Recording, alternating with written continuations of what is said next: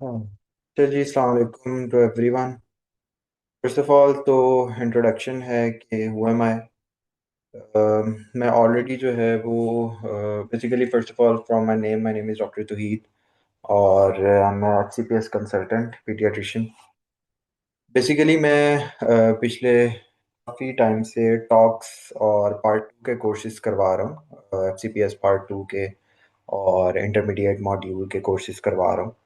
तो this is the first time जो कि बहुत सारे लोगों ने रिक्वेस्ट की थी कि सर आप OPD कोर्स करवाएं for medical officers, for house officers.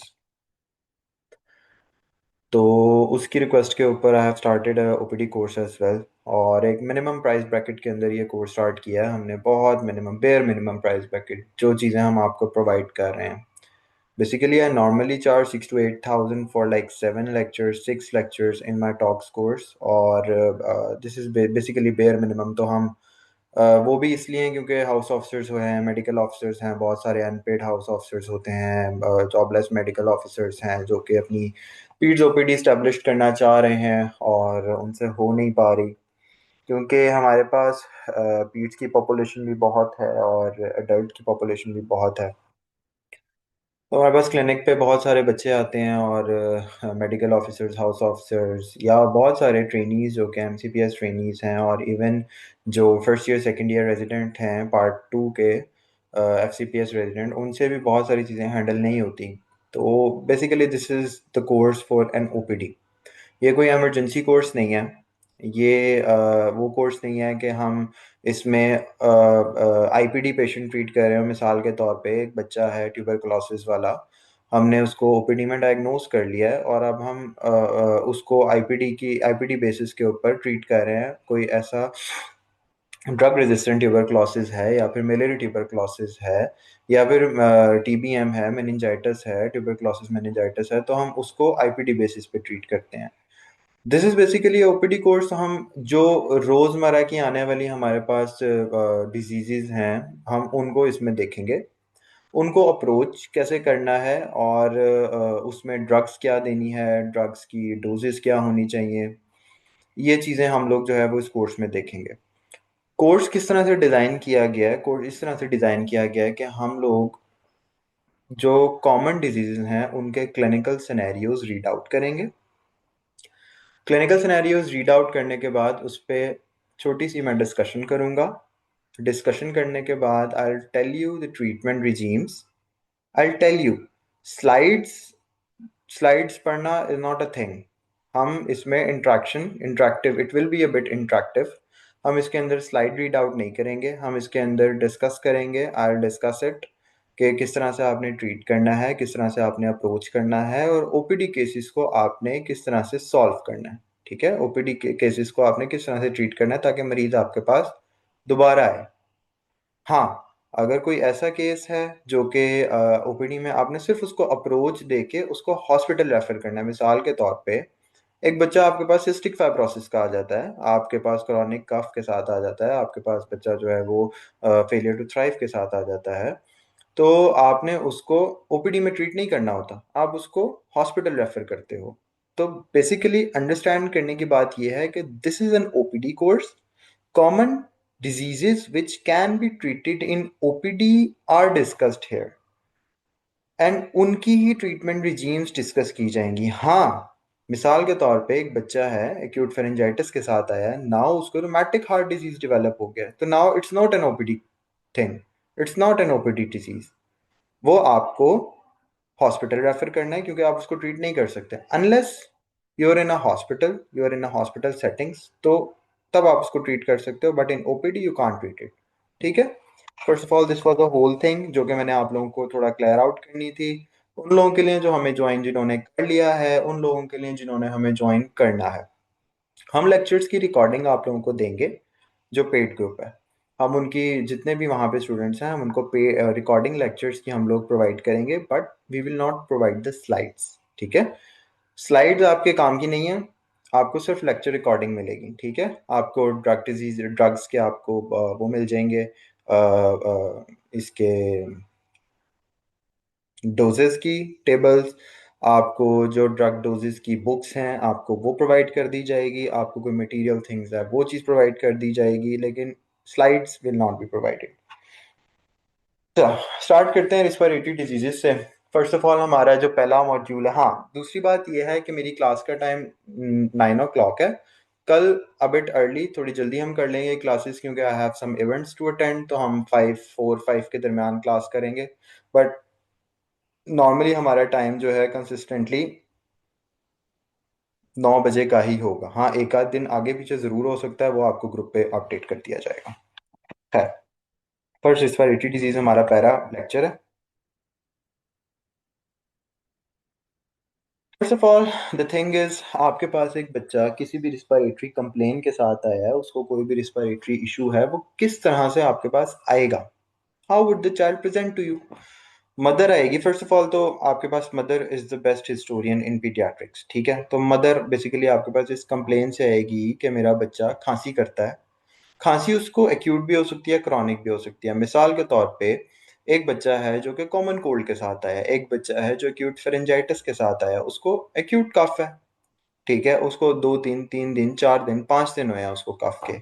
लेकिन वो बच्चा जिसको ट्यूबरकुलोसिस है, जिसको सिस्टिक फाइब्रोसिस है, जिसको हाइपर एक्टिव एयरवे डिजीज है, जिसको एस्थमा है, वो आपके पास क्रॉनिक कफ के साथ प्रेजेंट करेगा कि मेरा बच्चा है जी 4 महीने हो गए हैं, 5 महीने हो गए हैं, उसको खांसी आ रही है। तो you will differentiate your clinical diagnosis on the basis of presentation, कि बच्चा आपके पास प्रेजेंट किस मसले से किया है और कितने अरसे के मसले से किया है। कोई भी जो चीज एक्यूट प्रेजेंटेशन है, हमेशा आपने उसको हमेशा जहन में याद रखना है कि वो छोटा डिजीज है।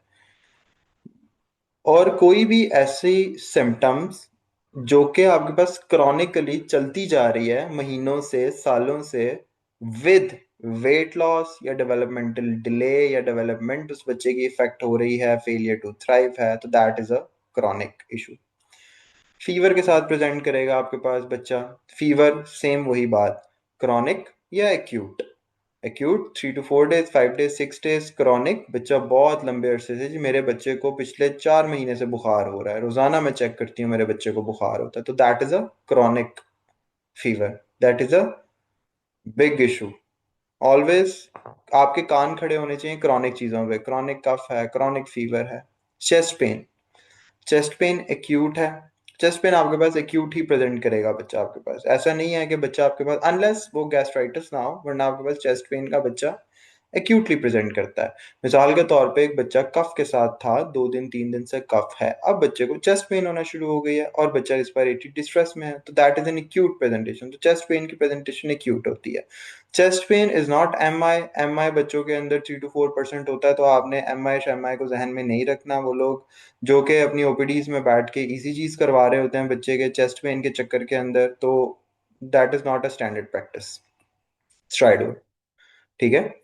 स्ट्राइडोर बेसिकली आपके पास बच्चा प्रेजेंट करता है, मदर कंप्लेन कर रही है जी मेरा बच्चा जो है वो रात को इसकी आवाजें आती हैं, इसकी गले से आवाजें आती हैं, ठीक है? मेरा बच्चा सांस अंदर खींचता है तो आवाज आती है, मेरा बच्चा सांस बाहर खींचता है तो आवाज आती है। तो this is also the complain by which patient present to you.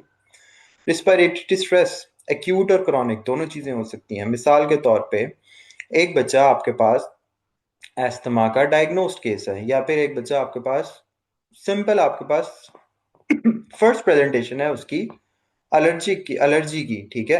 एटोपी की उसकी फर्स्ट प्रेजेंटेशन है, तो उसका रिस्पिरेटरी डिस्ट्रेस एक्यूट होगा। वही बच्चा जो कि एक ब्रोंकिएक्टेसिस का बच्चा है, वो बच्चा जो सिस्टिक फाइब्रोसिस का बच्चा है, ठीक है, तो वो आपके पास उसका रिस्पिरेटरी डिस्ट्रेस क्रॉनिसिटी में चला जाएगा। मिसाल के तौर पे मदर आपको आके कहेगी कि मेरा बच्चा पिछले 6 महीने से लगातार तेज सांस ले रहा है, मेरे बच्चे का सांस ठीक नहीं हुआ। जब आप उसकी शर्ट ऊपर करोगे, you will see the intercostal recessions, you will see the subcostal recessions along with this change in the shape of the chest, like you can say जिस तरह आपके पास बैरल शेप चेस्ट हो जाती है, ठीक है? तो you will see the changes in the chest as well। तो आपके पास रिस्पिरेटरी डिस्ट्रेस भी एक्यूट भी होता है और आपके पास रिस्पिरेटरी डिस्ट्रेस क्रॉनिक भी होता है। उसके बाद अगली जो मोस्ट कॉमन सिम्टम आपके पास आती है, जो बच्चे को नजला हो गया, नाक बह रही है, नाक बंद है, that is a common complain जो कि मदर्स आपके पास प्रेजेंट करती हैं, ठीक है। और कफ इन नियोनेट्स, नियोनेटोलॉजी बेसिकली हमने एक अलग इसके ऊपर लेक्चर हुआ है, तो I'll explain the cough in neonates after. So this is basically, these are the complaints by which a child present to you with the complaint of जो कि जो भी आपके पास रिस्पिरेटरी इश्यूज हैं वो इन्हीं सब चीज़ों में फॉल करते हैं। और इन्हीं चीज़ों को आपने देखते हुए आपने एक बच्चे की डिजीज को क्लासिफाई करना है और उसको ट्रीट करना है।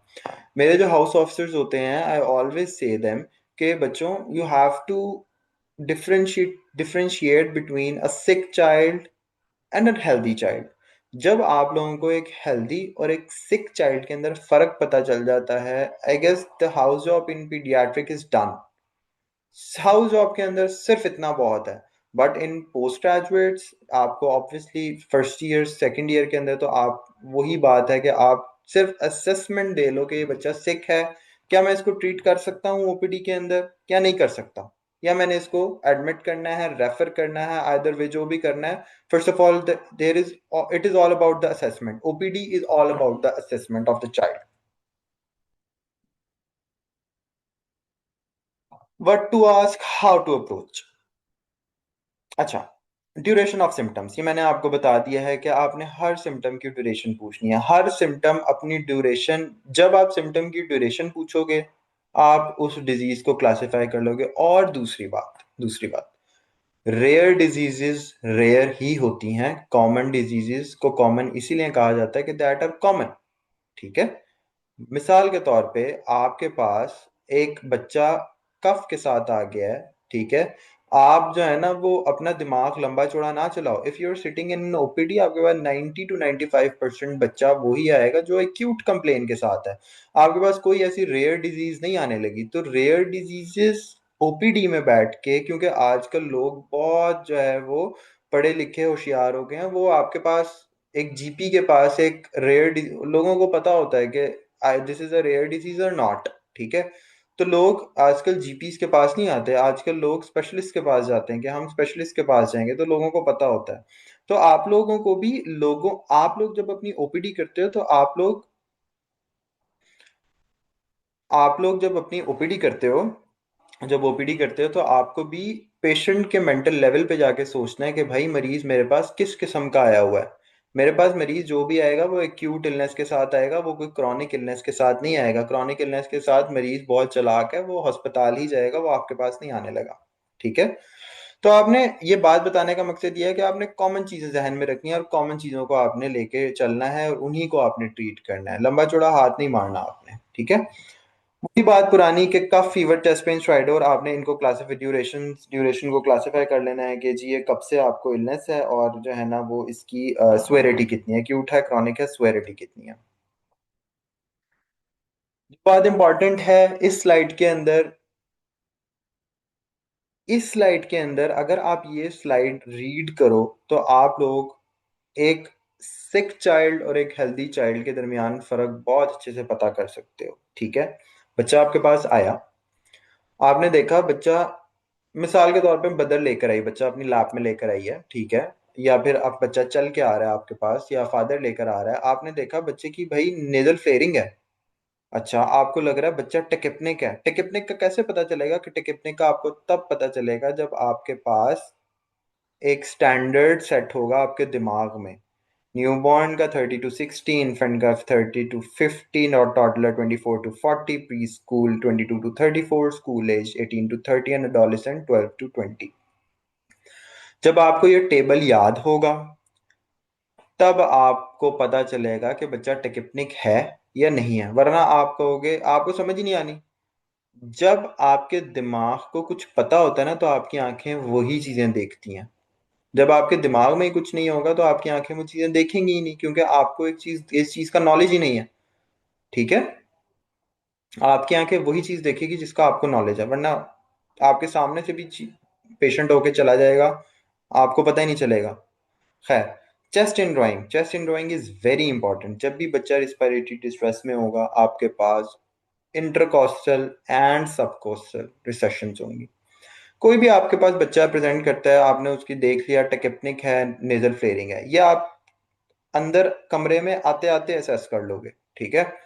फिर आप उसकी शर्ट ऊपर करके देखोगे, then you will see there is an intercostal recession, there is subcostal recessions.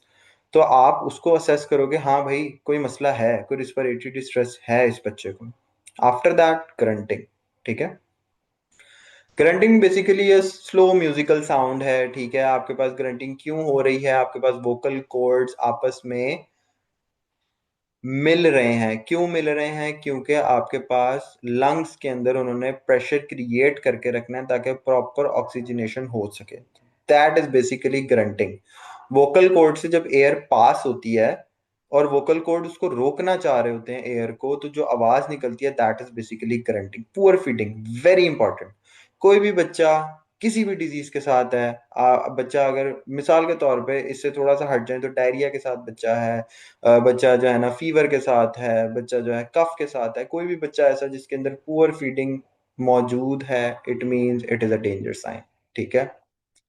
Cyanosis, cyanosis आपके पास peripheral cyanosis, central cyanosis, lethargy, apnoea, these are basically the danger signs which you have to see in a child to assess if the child is sick or not.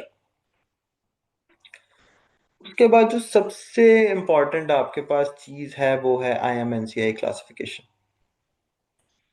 IMNCI classification final year में भी आप लोगों ने पढ़ी होगी, आप लोगों ने जिन्होंने हाउस जॉब की होगी उसमें भी पढ़ी होगी, जो मेडिकल ऑफिसर्स होंगे उन्होंने भी पढ़ी होगी। तो बेसिकली IMNCI क्लासिफिकेशन बहुत इंपॉर्टेंट है, ठीक है। First of all you have to ask how to read an IMNCI classification, ये भी बात इंपॉर्टेंट है, ठीक है। अच्छा जी, सबसे पहले आपने पूछना क्या है? Ask if the child is able to drink, if the child is vomiting everything, और चाइल्ड को फिट्स हुए हैं कि नहीं हुए। क्या आप मैं इस तरह से याद रखता हूँ इसको कि एक बच्चा है, आपने उसका सिर्फ मुंह को फोकस करना है। आपने कहना है बच्चे ने फीड लिया, फीड ले रहा है नहीं ले रहा, फीड लेके उल्टी कर रहा है नहीं कर रहा, और फिट्स हो रहे हैं कि नहीं हो रहे, ठीक है। 3 F's, फीड ले रहा है कि नहीं ले रहा, फीड लेके उल्टी कर रहा है नहीं कर रहा, फिट्स हुए हैं कि नहीं हुए। These are basically the danger signs, ठीक है। These are basically the danger signs. उसके बाद आपके पास क्या डेंजर साइंस होते हैं? स्ट्राइडर है नहीं है, रिस्पिरेटरी डिस्ट्रेस, आपके पास टेकिपनिक बच्चा है या नहीं है, साइनोसिस है या नहीं है, इनड्रॉइंग है या नहीं है, ठीक है। These are first of all जो हमने 3 F डिस्कस किए हैं, फीड, फीड इंटॉलरेंट, वॉमिटिंग और फिट्स, ये आपके पास डेंजर साइंस हैं। वेन एवर देर आर, जब भी आपके पास ये डेंजर साइंस हैं, आपने उस बच्चे को ओपीडी ट्रीट नहीं करना, आपने उसको रेफर कर देना। डेंजर साइंस पूछने के बाद आपने बच्चे से मदर्स आपने आपने खुद असेसमेंट करनी है। First of all you have to ask, then you have to assess, then you have to assess. Assess क्या करना है? डिस्ट्रेस है नहीं है, इंटरकॉस्टल सेशंस है नहीं है, स्ट्राइडर है नहीं है। These are basically the assessment which you have to do. उसके बाद राइट साइड आप देखो, ये जहां पे मेरा माउस है, swear disease, swear pneumonia, pneumonia, no pneumonia, swear disease, any general danger sign, any general danger sign, these are the danger sign. Any danger sign plus oxygen saturation less than 90, stridor in a calm child, central cyanosis, it is very swear pneumonia. Chest in drawing in a calm child or fast breathing, it's pneumonia. No signs of pneumonia, that is no pneumonia. ठीक है। नमूनिया की treatment हम आगे discuss करेंगे। IMNCI बताने का मकसद ये था, if you don't have a steth, if you are sitting in a rural area, आपके पास स्टेथ नहीं है, आपके पास एक बच्चा आ गया है जिसको आप नहीं सुन सकते, इसमें करप्ट हैं नहीं है, डिक्रीज एयर एंट्री है नहीं है, आप बगैर स्टेथ के बच्चे को किस तरह क्लासिफाई करके ट्रीट कर सकते हो, ठीक है। This is basically the why IMNCI important, क्योंकि वो लोग जो गांवों में बैठे हैं उन लोगों के लिए IMNCI is very important. These are the common diseases जो कि आपके पास प्रेजेंट करते हैं ओपीडी के अंदर। Acute pharyngitis, common cold, asthma, pneumonia, croup. Foreign body aspiration आपके पास प्रेजेंट नहीं करेगा, but I have described it. Pertussis आपके पास प्रेजेंट कर सकता है। एक्यूट एपिग्लोटाइटिस लेस लाइकली है आपके पास प्रेजेंट करेगा। गैस्ट्रोएसोफेगल रिफ्लक्स आपके पास प्रेजेंट कर सकता है। लेरिंजोमलेशिया, पेस कैरिनेटम और पेस एक्सकेवेटम, ये वो कॉमन डिजीज हैं जो आपके पास प्रेजेंट करेंगी ओपीडी के अंदर। इनके अलावा आपके पास कोई प्रेजेंट नहीं करने वाला। इनके अलावा अगर कोई प्रेजेंट करेगा तो लेक्चर के एंड के अंदर मैं आपको उसकी अप्रोच बता देता हूँ कि how to approach that disease. First of all हम फर्स्ट केस सिनेरियो को रीड करेंगे। A 3-year-old child is brought to OPD with runny nose, sneezing, mild cough for last 3 days. 3 साल का बच्चा है, आपके पास आया है रनी नोज के साथ, छींक रहा है और कफ है 3 दिन से। Has low grade fever, reduced appetite, but is active and playful. There is no fast breathing, no chest indrawing, no noisy breathing. Examination आपने की, आपको आपने थर्मोमीटर लगाया, आपको लगा अच्छा यार 9900 बुखार है, थोड़ा माइल्डली कंजेस्टेड है, चेस्ट क्लियर है, ऑस्कल्टेशन है, ऑक्सीजन सेचुरेशन इज नॉर्मल है। अब एक एक जो आपके पास एक क्वैक हो या एक वो मेडिकल ऑफिसर जो कि उसको नहीं पता भाई इसमें करना क्या है, वो इसके अंदर एंटीबायोटिक स्टार्ट करवा देगा। Basically this is not a disease to be treated by an antibiotic. आपके पास 80 to 85% सोर थ्रॉट्स वायरल होते हैं। ठीक है, आपके पास 80 to 85% जो कि कॉमन कॉल्ड्स हैं ये वायरल हैं। आप लोग, होता क्या है, मेडिकल ऑफिसर्स बैठे होते हैं, क्वैक्स बैठे होते हैं, वो लोग जो जिनको अंदाजा नहीं होता वो कहते हैं ठीक है जी ओपीडी में मरीज आ गया, इसको एंटीबायोटिक दे दो। ठीक है, this is also a practice कि आपका एक मरीज आया है, उसको आपने एंटीबायोटिक दी है, लेकिन आपको ये पता होना चाहिए कि इसका असली ट्रीटमेंट क्या है। मैं ये नहीं कह रहा है don't give an antibiotic. Pakistan के अंदर क्वैक्स इतने ज्यादा हैं कि और लोगों का माइंडसेट ये है कि आपने मरीज को इंस्टेंट ट्रीटमेंट देनी है। हम लोग एक स्टैंडर्ड अगर प्रैक्टिस करें, at we if we are in a teaching hospital, तो हम लोग कहते हैं नहीं यार एंटीबायोटिक देने की जरूरत नहीं है, आप इसको नॉर्मली पैरासीटामोल से भी ट्रीट कर सकते हो, आप इसको वार्म वाटर गार्गल से ठीक कर सकते हो। But if you are sitting in a OPD, आपकी मजबूरी है, आपने अपने साथ वाले लोगों से, अपने क्वैक से आपने मुकाबला करना है, तो दैट इज इम्पोर्टेंट। ठीक है, खैर फिलहाल we will teach the standard methods है। हम अभी थोड़ा क्वैकरी मेथड्स को डील नहीं कर रहे हैं, हम स्टैंडर्ड मेथड को डील कर रहे हैं। ठीक है, तो वो आप लोग देखें। अच्छा, बच्चा है, रनी नोज के साथ है, स्नीजिंग कर रहा है, आपके पास आया, मदर कह रही है 3 दिन से कफ है, आपने थ्रॉट देखा, आपने देखा जो है माइल्ड सा हाइपरीमिक थ्रॉट है और जो पिलर्स हैं वो थोड़े से हाइपरीमिक हुए हुए हैं। बच्चा प्लेफुल है, बच्चा खाना पीना खा रहा है, उसकी लाइफ इफेक्ट नहीं हो रही, उसका उसकी उसकी एक्टिविटीज इफेक्ट नहीं हो रही, तो आप कहोगे, आप उसको first of all you will सी कि हाँ ये बच्चा जो है वो हेल्दी है, सिक है। ठीक है यार, ये बच्चा हेल्दी है, ठीक है, बहुत ज्यादा सिक बच्चा नहीं है। This is basically a scenario of common cold. Common cold क्या करना है, कॉमन कोल्ड के अंदर सिंपल सिंपल सी ट्रीटमेंट है। सिंपल सी आपने उस पेशेंट को एडवाइस करनी है, काउंसलिंग करनी है। काउंसलिंग करनी है कि आपका बच्चा ठीक हो जाएगा, एंटीबायोटिक की जरूरत नहीं है, हम बेवजह दवाइयाँ नहीं दे सकते बच्चे को। आप बच्चे को घर लेकर जाएं, आप इसको पैनाडोल दें। पैनाडोल आप 10 मिलीग्राम पर के 10 to 15 milligram per KG per day. अच्छा, एक चीज इंपॉर्टेंट मैं आप लोगों को बात बता दूं, अपनी कॉपीज प्लीज अपने पास रखें जब भी आप लेक्चर अटेंड करें। I will tell you the doses verbally. ठीक है, बहुत सारी चीजों की डोजेस मैंने इसके अंदर नहीं लिखी, but I will tell you the doses verbally. Panadol आप उसको प्रिस्क्राइब करोगे, पैनाडोल के अंदर आप 10 to 15 मिलीग्राम पैरासीटामोल आप पर केजी पर डे के हिसाब से आप दे सकते हो। ठीक है, और पेनाडोल ड्रॉपर फॉर्म में आता है। ड्रॉपर, 1 ड्रॉपर कंटेन्स 0.8 ml, और 0.8 ml के अंदर 80 मिलीग्राम ऑफ पैरासीटामोल होती है। ठीक है, तो पेनाडोल ड्रॉपर होता है, उसके एक ड्रॉपर में 80 मिलीग्राम ऑफ पेनाडोल पैरासीटामोल होती है। जो सिरप कालपोल आता है उसके अंदर 120 मिलीग्राम ऑफ पैरासीटामोल होती है 5 ml के अंदर। जो सिरप पेनाडोल आता है उसके अंदर 160 मिलीग्राम ऑफ पैरासीटामोल होती है 5 ml के अंदर। और जो पेनाडोल फोर्ट का सिरप आता है उसके अंदर 250 मिलीग्राम ऑफ पेनाडोल होती है इन 5 ml। तो ये आप पेनाडोल ड्रॉपर से पेनाडोल 4 तक का, और टैबलेट में यू ऑल नो के 500 मिलीग्राम्स होती हैं। सबसे पहले आपको डोज पता होना चाहिए, 10 to 15 milligram per KG per day, per dose. It's not day, it's per dose. You can give it 8 hourly और 6 hourly if the patient need. उसके बाद ड्रॉपर में 80 मिलीग्राम, कालपोल के अंदर 120 मिलीग्राम, पैनाडोल के अंदर 160 मिलीग्राम, और पैनाडोल फोर्ट या कालपोल 6 प्लस के अंदर 250 मिलीग्राम। मरीज को आप प्रिस्क्राइब करोगे, उसको घर भेजोगे, काउंसलिंग करोगे, उसको सूप प्रिस्क्राइब कर दोगे, उसको गॉगल्स प्रिस्क्राइब कर दोगे, उसको पैनाडोल प्रिस्क्राइब कर दोगे, खट्टी चीजों से अवॉइड करने का कह दोगे, तो patient will get fine in 2 to 3 days। So that is basically the treatment of common cold. No antibiotic required.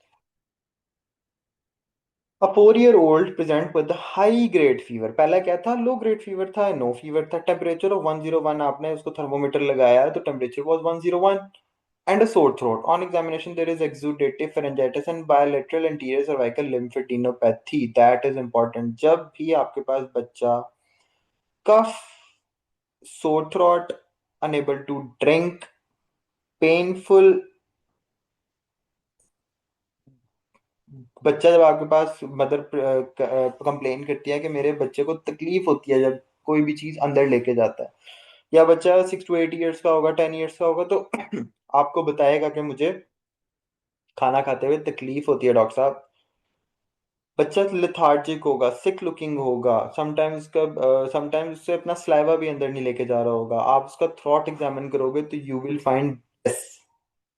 ठीक है, you will find exudates, that is, और एक्सुडेट्स के साथ आप उसको, जब भी बच्चा, अच्छा एक बात हमेशा याद रखो बच्चों के, जब भी आपके पास बच्चा प्रेजेंट करता है किसी भी रिस्पिरेटरी कंप्लेन के साथ या किसी कंप्लेन के साथ, always listen the chest and the heart. GI complain के साथ कह रहा है, ऑलवेज लिसन द चेस्ट, कोई आपका बड़ा मसला नहीं, कोई कुछ नहीं हो जाएगा, हमेशा चेस्ट और हार्ट जरूर उस बच्चे का सुनो। खैर, अब ये बच्चा आपके पास, एक बच्चा प्रेजेंट किया है, मदर कहती है जी बच्चे को जो है ना वो गले में दर्द हो रहा है, खांसी है, मेरा बच्चा जो है ना कुछ खा पी नहीं रहा, टेम्परेचर चेक किया तो 101 है, 3-4 दिन से बुखार चल रहा है, what will you do? You have to treat this patient by giving antibiotics along with paracetamol, along with any nebulization with either Ventolin or Atom। ठीक है, और अगर मरीज नेबुलाइज नहीं कर सकता, you can give the patient any syrup, Hydrilin दे दो उसको, आप उसको एक्टिवेट डीएम दे दो, आप उसको कोई भी सिरप दे सकते हो, but it depend upon the age of that patient. ठीक है, ऐसा नहीं है कि बच्चा आ गया उस पर थ्रो द बुक कर दोगे जी, उसको रिजिक्स भी दे दूं मैं, उसको पैनाडोल भी दे दूं मैं, उसको हाइड्रोलिन भी दे दूं मैं, उसको नेबुलाइज भी करा दूं मैं, उसको एंटीबायोटिक भी दे दूं, नॉट लाइक दिस। ठीक है, you have to treat the patient by the book, not throw the book, treat the patient by the book. ठीक है, इसके अंदर आपके पास फर्स्ट ऑफ ऑल तो उसकी, आपने बच्चा है उसको पेन हो रही है, पेन को ट्रीट करो, give give the child paracetamol और ब्रूफेन। ब्रूफेन की डोज 10 मिलीग्राम पर केजी पर डोज होती है, और बीडी में आप दे सकते हो या 8 आवरली दे सकते हो। ठीक है, first of all treat the pain of that child, you will treat the pain by paracetamol, you will treat the pain by paracetamol, right? After that you have to give antibiotics। antibiotics में आपके पास क्या choice है? First of all, I always go with Augmentin। I always go with Augmentin, which is the first choice। अगर एक बच्चा आपके पास आ गया है, एक बच्चा आपके पास एक्यूट फेरेंजाइटिस के साथ आ गया है, तो भाई उसको काइंडली काइंडली एजिथ्रो ना स्टार्ट कराओ, उसको कैलिथ्रोमाइसिन ना स्टार्ट कराओ, उसको इरिथ्रोमाइसिन ना स्टार्ट कराओ, उसको कैरिसेफ ना स्टार्ट कराओ, आप फंस जाओगे। ठीक है, वो बच्चा आपके पास जब दोबारा आएगा, वो बच्चा ठीक नहीं हो रहा होगा, आपके पास पीछे कोई चॉइस नहीं बनेगी बचेगी। और दूसरी बात यह है कि क्वैक्स करते हैं ये हरकतें, जो बड़ी बड़ी एंटीबायोटिक स्टार्ट करा देते हैं कि जी बच्चा जल्दी से ठीक हो जाए, not like this. Always go for the first line. First line आपके पास अमोक्सिसिलिन है, सेकंड लाइन आपके पास थर्ड जनरेशन सेफ्लोस्पोरिन जो कि कैरिसेफ के नाम से आती है, फोर्थ आपके पास कैलिथ्रोमाइसिन होती है, फिर उसके बाद जाके आप एजिथ्रोमाइसिन सोचो। उससे पहले मत सोचो कि मैं जो है वो एजिथ्रो ही स्टार्ट करा दूं, नहीं जी। पहले मैं हमेशा अपने रेजिडेंट्स को, अपने हाउस ऑफिसर्स को मिसाल देता हूँ कि एक कॉकरोच है ना, कॉकरोच को आप चप्पल से मारो, कॉकरोच को आप बम से ना मारो। ठीक है, क्योंकि अब जब बम मारोगे ना तो कोलेक्टरल डैमेज होगा और आपके पास डैमेज इतना ज्यादा हो जाएगा कि वो बर्दाश्त नहीं होता फिर। ठीक है, आपके पास कोई ऑप्शन कोई नहीं बचता। अच्छा, खैर, first of all you have to give the paracetamol, then you have to go for the amoxicillin. Amoxicillin की डोज लिख लें। ऑगमेंटिन की डोज जो है वो आपके पास 30 to 50 milligram per KG per day होती है। 30 to 50 milligram per KG per day divided to 3 equal doses. जो आपके पास ऑगमेंटन आता है, आपके पास दो स्ट्रेंथ्स के अंदर आता है। आपके पास 156 मिलीग्राम पर 5 ml एंड 312 312 मिलीग्राम पर 5 ml। 312 वाले को डीएस भी कह देते हैं और सिंपल को आप सिरप ऑगमेंटन कहते हो। सिरप ऑगमेंटन लिखोगे तो 156 वाला, सिरप ऑगमेंटन डीएस लिखोगे तो 312 मिलीग्राम पर 5 ml। ठीक है, साथ आपने नेबुलाइजेशंस दे दी या फिर आपने सिरप दे दिया। ठीक है, जनरली स्पीकिंग, अगर एक बच्चा आपके पास लेस देन 4 ईयर है तो आप उसको हाफ टीएसएफ ऑफ हाइड्रोलिन या हाफ टीएसएफ ऑफ एसिफाइल सुबह शाम। If the child is above 5 years, 6 years, 7 years, 8 years का है तो यू कैन गिव 4 ml सुबह शाम। If the child is above 10 years you can give 1 TSF BD। ठीक है, तो दैट, ये आप रूल जो है वो किसी भी सिरप के साथ अप्लाई कर सकते हो, आइदर वो एसिफाइल हो, वो हाइड्रोलिन हो, वो कोई भी सिरप हो, आप उसको किसी भी सिरप को इस रूल के थ्रू आप दे सकते हो। क्या rule? Less than 4 year child है 2 ml BD, more than 4 year है, more than 4 year to 6 7 years है 3 ml BD, 7 to 10 years है 4 ml BD, 10 years अबव है तो आप 1 TSF BD। किसी भी सिरप के साथ आप ये रूल अप्लाई कर सकते हो। ठीक है, जनरली अगर आप कहते हो नहीं जी मैंने सिरप नहीं देना, मैंने उसको नेबुलाइज कराना है, तो you can nebulise the patient as well. Nebulise कैसे करते हो? वेंटोलिन का जो ड्रॉपर आता है it's 1 drop per kg. 10 kilo का बच्चा है, 10 कतरे उसकी मदर की एडवाइस करोगे सुबह दोपहर शाम। 20 किलो का बच्चा आता है, 20 कतरे सुबह दोपहर शाम, along with 2 cc of normal saline. ठीक है, तो 1 ड्रॉप पर केजी। और एटम जो इपराट्रोपियम आता है, इपनिप के नाम से आता है, 2 ड्रॉप्स पर केजी के हिसाब से। तो you have to vary along with the weight of that child. ठीक है, अब इसके बच्चे के अंदर आपने क्या दिया? आपने पैरासीटामोल दिया, आपने उसको कैरिसेफ या ऑगमेंटन दिया। ऑगमेंटन अगर आपके पास बच्चा दोबारा आ गया ऑगमेंटन से ठीक नहीं हो रहा for 5 days, always give then antibiotic for 5 days। कोई भी हो, कैरिसेफ दो उसको, ऑगमेंटन दो उसको, क्लिथ्रोमाइसिन दो, एजिथ्रोमाइसिन दो, एरिथ्रोमाइसिन दो, सेफ्रेडीन दो, कोई भी दो, आपने उसको 5 days के लिए लाजमी देना है। ठीक है, तो always treat the child with antibiotic for at least 5 days। ठीक है, तो आपने इसको एक्यूट फेरेंजाइटिस को पैरासीटामोल दिया, ऑगमेंटिन दिया, any anti any any soothing syrup दिया, या कोई भी आपने उसको ड्रॉप्स दिए, you are enough, it is enough treatment. अच्छा, आपने उस बच्चे, वही सेम बच्चा आया।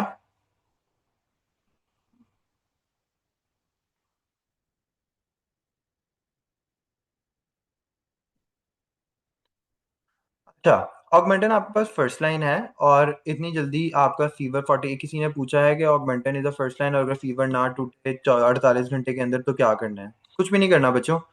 आपने उसको ऑगमेंटन कंटिन्यू करनी है, आपने 3 to 4 days कंटिन्यू करनी है। 3 to 4 days के बाद भी अगर, देखो आपकी काउंसलिंग अच्छी होनी चाहिए, it all depend upon your counselling. आपने जब भी कोई मरीज बच्चे को दवाई देनी होती है तो आपने मदर को काउंसिल करना होता है कि ये इतनी जल्दी ठीक नहीं होगा, इसको टाइम लगेगा, उसकी डिजीज की सुवेरिटी बतानी होती है। अगर आप उसकी सुवेरिटी नहीं बताओगे तो आप वहां फंसोगे, आपका मरीज भाग जाएगा, आपका मरीज कहेगा कि डॉक्टर साहब ने तो दवाई दी नहीं, क्यों? क्योंकि हमारे तो आवाम को आदत है कि हमारा बच्चा जल्दी ठीक हो जाए। तो it's not antibiotic resistant after 48 hours. आप 48 to 72 आवर्स वेट करते हो कि फीवर में फर्क है कि नहीं है। फीवर में अगर फर्क है तो it means antibiotic is working. ठीक है, फीवर में फर्क है तो it means antibiotic is working. Doctor सामा पूछ रहे हैं ऑगमेंटिन की डोज। बेटा ऑगमेंटिन की डोजेज मैं आपको साथ साथ बताई जा रहा हूँ, आप काइंडली एक दफा ही बताया करूं तो उसको नोट कर लें। दोबारा दोबारा बताएंगे तो हमारा लेक्चर लंबा हो जाएगा, क्योंकि हमारा 1 आवर का ऑलमोस्ट टाइम है और हमने 1 आवर के अंदर इंशाल्लाह अपना लेक्चर कंप्लीट करना होता है, ठीक है। तो ऑगमेंटन की डोज जो है वो 30 to 50 milligram per KG per day divided to 3 equal doses. अच्छा, if the child also have loose stools what to give. हाँ, अगर आपके पास बच्चा लूज टूल्स के साथ है तो आप फर्स्ट लाइन की जगह सेकंड लाइन पे शिफ्ट हो जाएगा, आप इसको कैरी सेफ पे शिफ्ट करोगे, ठीक है। Very good question. अगर आपके पास जो है वो बच्चा उस पे है, स्टूल है उसको, तो आप उसको सेकंड लाइन पे शिफ्ट कर दोगे, जो कि कैरी सेफ है। Cefixime 10 milligram per KG per day OD dose होती है सेफिक्सिम की, हमेशा याद रखना। Cefixime is always OD dose. I'll send the notes of drugs, उनकी डोजेज और उनका ड्यूरेशन, ठीक है। ताकि आप लोग एक दफा उसके जब गो थ्रू कर लोगे ना उन चीजों को, तो आप लोगों के लिए इजी हो जाएगा। फिर उसके बाद जब हमारे अगले लेक्चर होंगे, I just tell the name of the drug, single उसकी मैं एक दफा डोज बताऊंगा, आप उसको टैली कर लोगे अपने जो आपके पास नोट्स में दूंगा उससे आप टैली कर लोगे इजीली, ठीक है। तो एक्यूट फेरेंजाइटिस का ट्रीटमेंट आपके पास पैरासीटामोल, एंटीबायोटिक, एनी नेबुलाइजेशन या फिर नेबुलाइजेशन या, it's not nebulisation and, it's nebulisation या सिरप। इधर you have to give a syrup और नेबुलाइजेशन। अच्छा, नेक्स्ट। अच्छा, आपने उस बच्चे का थ्रॉट देखा, थ्रॉट में आपको मिसाल के तौर पे आपको ग्रेश मेम्ब्रेन मिल गई, तो बेसिकली इट्स डिफ्थीरिया। आपने इसको ट्रीट नहीं करना, आपने इस बच्चे को ट्रीट नहीं कर आपने इस बच्चे को ट्रीट नहीं करना, आपने इस बच्चे को हॉस्पिटल रेफर करना है, क्योंकि that is a case of diphtheria. आप इसमें जो है ना रिथ्रोमाइसिन देने के चक्करों में नहीं पड़ोगे, आप इसको क्या कहते हैं, वैक्सीनेशन इम्यूनाइजेशन करवाने के चक्कर में नहीं पड़ोगे, वैक्सीनेशन इम्यूनाइजेशन करवाने के चक्करों में नहीं पड़ोगे। आप इसको जो है ना, आप इसको बच्चे को हॉस्पिटल रेफर करोगे, हॉस्पिटल वाले इसकी टॉक्सिन, इसकी जो है ना वो डोजेस एरिथ्रोमाइसिन की खुद सेट कर लेंगे। इसको कितना एंटीटॉक्सिन रिक्वायर्ड है, 10,000 इंटरनेशनल यूनिट्स होते हैं, वो इसकी खुद सेट कर लेंगे। You don't have to see this patient, आपने इसको अर्जेंटली रेफर करना होता है, क्योंकि डिप्थीरिया का बच्चा आपके पास एट टाइम न्यूरोलॉजिकल सिम्टम्स के साथ आ जाता है, एट टाइम कार्डिक सिम्टम्स के साथ प्रेजेंट करता है। तो don't see this patient, always refer this patient to a hospital. उसके बाद आपके पास आपके पास ये जो सेकंड फोटो है, ये एक्यूट फेरेंजाइटिस की है, ये एक्यूट फेरेंजाइटिस की, दोनों photos you can treat this child in your OPD basis.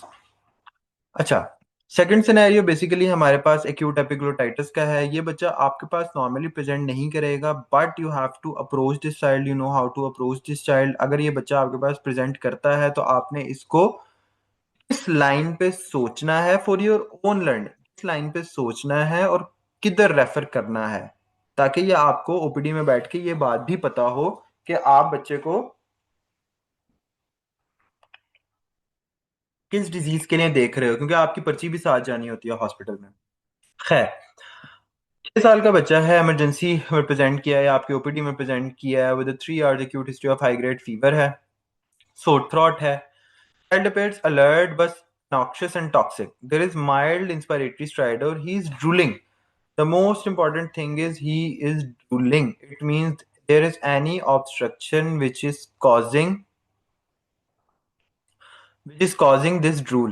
ठीक है, कोई भी ऑब्स्ट्रक्शन है जिसकी वजह से बच्चा स्लाइवा अपना अंदर नहीं लेके जा पा रहा और बच्चा जो है वो ड्रूल कर रहा है। There is characteristic sitting posture with the neck is hyperextended. Tripod posture कहते हैं इसको, ये मैंने फोटो भी लगाई हुई है। एक बच्चा आपके पास एक्यूट प्रेजेंट कर रहा है, एक बच्चा एक्यूट प्रेजेंट कर रहा है हाई ग्रेड फीवर के साथ, ड्रूलिंग के साथ और ट्राइपॉड पोस्चर के साथ। तीन बातें इंपॉर्टेंट हैं, ठीक है। तीन चीजों के साथ बच्चा आपके पास प्रेजेंट कर रहा है, आपने बच्चे को एक्यूट एपिग्लोटाइटिस की लाइन पे दो चीजें आपके पास हमेशा जो है वो, एक्यूट एपिग्लोटाइटिस का डीडी हमेशा क्रूप होता है, लेकिन क्रूप में ड्रूलिंग नहीं होती, क्रूप में ड्रूलिंग नहीं होती, एक्यूट एपिग्लोटाइटिस में आपके पास ड्रूलिंग होती है, ठीक है।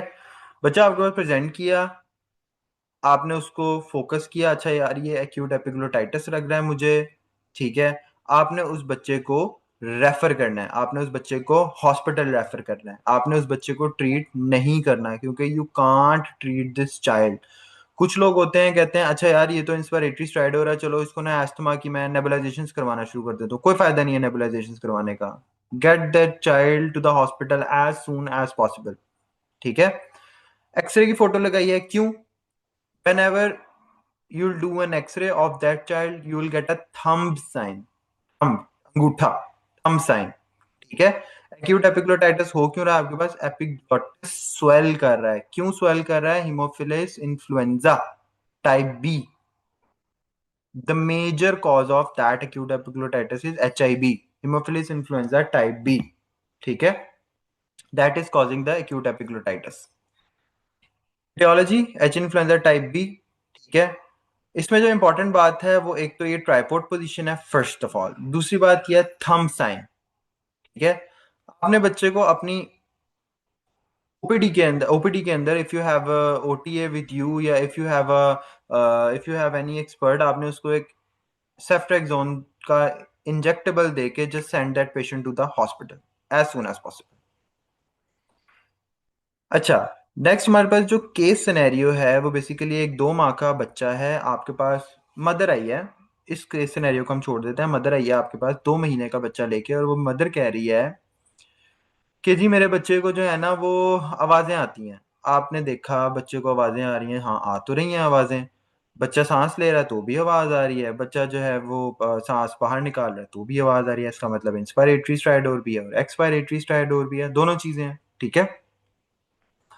अब आपने देखा बच्चा तो एक्टिव है, बच्चा दूध भी पी रहा है, बच्चा एक्टिव भी है, बच्चे को कफ की कंप्लेन भी कोई नहीं है। फिर आपने देखा बच्चे की चेस्ट, आपने देखा अच्छा यार इसको तो इंटरकॉस्टल रिसेशंस भी नहीं है, इसको सबकॉस्टल रिसेशंस भी नहीं है, इसको नेजल फ्लेयरिंग भी नहीं है, इसको फीवर भी नहीं है। सिर्फ और सिर्फ स्ट्राइडोर का मसला है। मदर कह रही है जी आवाज आ रही है, मैंने 10 डॉक्टरों को दिखा लिया जी मेरे बच्चे की आवाज नहीं ठीक हो पा रही। क्यों? That is basically laryngomalacia. बहुत बच्चे इस कंप्लेन से आते हैं, मेरे बच्चे को आवाज आ रही है, आवाज आ रही है, आवाज आ रही है, मेरे बच्चे के सांस से आवाज आ रही है, छाती से आवाज आ रही है, सांस से आवाज आ रही है, छाती से आवाज आ रही है। That is the whole complain of mother. और एक 4-5 डॉक्टरों को वो दिखा के आए होंगे, और 4-5 डॉक्टरों ने उनको सेफ्ट्रेक्सोन भी लगाया होगा, कैरिसेफ भी लगाया होगा, उनको जो है ना वो ऑगमेंटन भी दी होगी, नेबुलाइजेशन भी दी होगी, लेकिन वो बच्चा ठीक नहीं होता। क्यों? क्योंकि लेरिंजो मलेशिया है। उसका उसका जो है वो उसकी जो लेरिंग्स है वो सॉफ्ट है। बच्चा ब्रीथ करता है, जब बच्चा ब्रीथ करेगा तो उसकी वोकल कॉर्ड से आवाज आएगी, और वो नॉर्मल आवाज है, वो 6 to 8 मंथ्स में ठीक हो जाएगी। For that you have to, आपने डेंजर साइंस जब सारे असेस कर लिए, आपको कुछ भी नहीं मिल रहा, बच्चा 6 मंथ बिलो है, 4 मंथ्स का है, 3 मंथ्स का है, 2 मंथ्स का है, आपको कोई डेंजर साइन नहीं मिला, what you will see, you will check के यार अच्छा ये बच्चा जो है वो लेरिंजो मलेशिया का है। You have to counsel the mother. Counselling is the whole thing जो आपकी ओपीडी को स्ट्रॉन्ग करता है। कोई दवाई दे रहे हो, कोई मर्ज ट्रीट कर रहे हो, मदर को काउंसिल करो, मदर को बताओ कि ये दवाई 4 दिन में असर करेगी, ये दवाई 3 दिन में असर करेगी, ये दवाई 15 दिन में असर करेगी। Tell the patient. बच्चा आपको पता चल गया, कोई डेंजर साइन नहीं है, सिर्फ स्ट्राइडोर है, लेरिंजो मलेशिया, सिंपल सिंपल, मदर को काउंसिल करो, घर भेजो, that's it.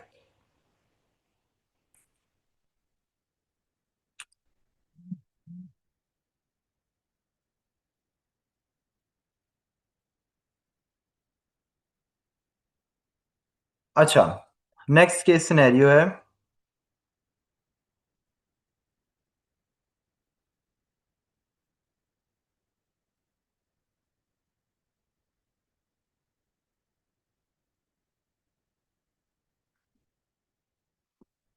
3 month old infant present with history of cough and runny nose for 3 days. Now he have developed, important बात क्या है, खांसी नजला 3 दिन से चल रहा है, खांसी नजला 3 दिन से चल रहा है। Now he have developed difficulty breathing. Two other members of the family have the similar symptoms. On examination, he has marked intercostal subcostal distraction with nasal flaring. On auscultation, there is diffuse wheezing all over the chest. He is mildly hypoxic. Chest radiograph display a diffuse interstitial infiltrate with mild infiltration, and rapid RSV antigen test is positive.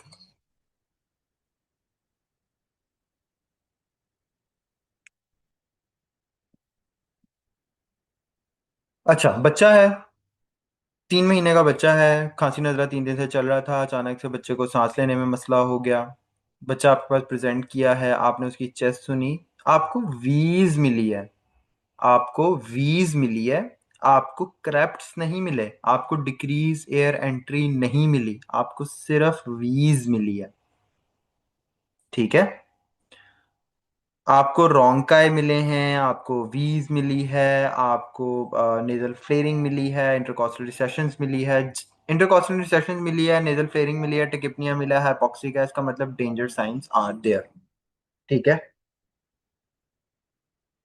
उसके बाद आपने देखा बच्चे को जो है ना वो लो ग्रेड सा फीवर है, एक्सरे वो साथ लेकर आए हुए हैं, उनको किसी ने एक्सरे एडवाइस किया, एक्सरे साथ लेकर आए हुए हैं, एक्सरे के अंदर हाइपर इन्फ्लेशन हुई हुई है लंग्स की। ठीक है, आपने उस बच्चे को, क्रेप्स नहीं है, तो आप उसको कहोगे ये बच्चा ब्रोंकियोलाइटिस का है। ठीक है, ब्रोंकियोलाइटिस एंड ब्रोंकोनमोनिया बेसिकली दोनों आपस में डीडीज हैं एक दूसरे के। ब्रोंकियोलाइटिस ब्रोंकोनमोनिया एक ही तरह प्रेजेंट करता है, लेकिन ब्रोंकोनमोनिया के अंदर आपके पास crepts consolidation decrease air entries होंगी। ब्रोंकियोलाइटिस में डिक्रीज एयर एंट्री नहीं है, आपके पास रोंकाए होंगे, वीज होगी, एक्सरे देखोगे हाइपर इन्फ्लेशन हुई हुई होगी। That is the whole difference between a bronchiolitis and ब्रोंकोनमोनिया।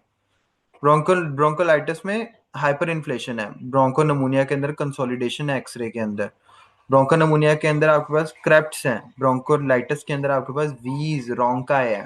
ठीक है, और माइल्ड सा फीवर है, जबकि ब्रोंकोनमोनिया में स्वेयर फीवर होगा। और बाकी क्लासिफिकेशन IMNCI के अकॉर्डिंग आप कर सकते हो, बच्चे को फिट्स, फीवर, डिस्ट्रेस, ये सब कुछ IMNCI के अकॉर्डिंग कर सकते हो। That is basically a scenario of bronchiolitis. What you have to do in bronchiolitis, basically bronchiolitis के अंदर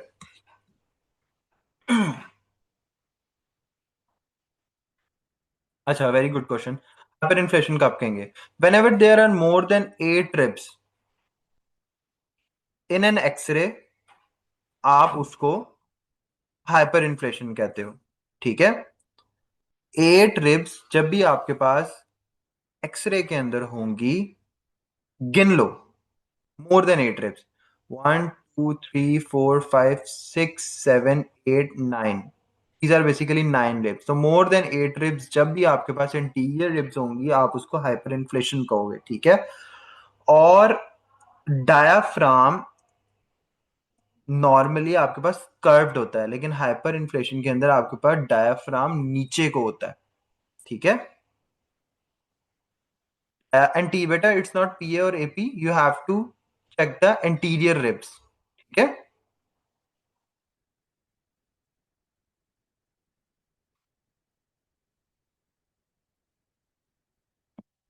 डायफ्राम आपके पास डाउनवर्ड डिस्प्लेस्ड हुआ होता है। ठीक है, डायफ्राम डाउनवर्ड डिस्प्लेस्ड हुआ होगा, और इंटीरियर रिब्स मोर देन 8 आपके पास, उसको आप उसको कहोगे कि this is a basically hyper inflated chest. Bronchiolitis को नॉर्मली ऐसा होता है कि हम एंटीबायोटिक्स दे रहे होते हैं, ट्रीट कर रहे होते हैं, उसको नेबुलाइजेशंस दे रहे होते हैं, स्टेरॉइड्स दे रहे होते हैं। ठीक है, स्टेरॉइड्स दे रहे होते हैं, एंटीबायोटिक्स दे रहे हैं, लेकिन आप स्टैंडर्ड ट्रीटमेंट ये नहीं है। स्टैंडर्ड ट्रीटमेंट में आपने पेशेंट को सिर्फ और सिर्फ हाइड्रेट करना है, पेशेंट को आपने नेबुलाइज करवाना है, it will get better in 3 to 4, paracetamol देनी है for fever, it will get better bye its own. लेकिन अगर आप एक OPD के अंदर बैठे हो, ठीक है, और आपको कंफ्यूजन है कि यार ये नमूनिया हो सकता है, ये अब ये नमूनिया, ये मैं कंफ्यूज हूं कि ये नमूनिया है नहीं है, give the patient antibiotic. Benefit of doubt हमेशा मरीज को देना है। ब्रोंकोलाइटिस ट्रीट कर रहे हो, मैंने आपको बताया कि नॉर्मली ब्रोंकोलाइटिस का treatment is not antibiotic. You are in OPD, if you if you are in OPD, आप उस बच्चे को एंटीबायोटिक दो, यू गिव देन एंटीबायोटिक। क्या एंटीबायोटिक दोगे? Give the patient Carisef, 3rd generation cephalosporin, और कैलिथ्रोमाइसिन। कैलिथ्रोमाइसिन की डोज क्या है? 15 milligram per KG per day, divided into 2 equal doses. Clarithromycin किस स्ट्रेंथ में आता है? 125 मिलीग्राम और 250 milligram. Whenever you are confuse कि ये ब्रोंकोलाइटिस है नहीं है, नमूनिया है नहीं है, give the patient antibiotic, simple. I am not teaching you the standard thing में एंटीबायोटिक नहीं देनी, बट अगर आप कंफ्यूज हो, give the benefit of doubt to the patient और आप उसको एंटीबायोटिक दो। क्या एंटीबायोटिक देनी है? कैरिसेफ, cefixime 10 milligram per KG per day, OD dose है। Clarithromycin 15 milligram per KG per day divided into two equal doses. दो स्ट्रेंथ आती है, 125 250 मिलीग्राम सिरप आता है, ठीक है, पर 5 ml। All strength are in 5 ml, ठीक है।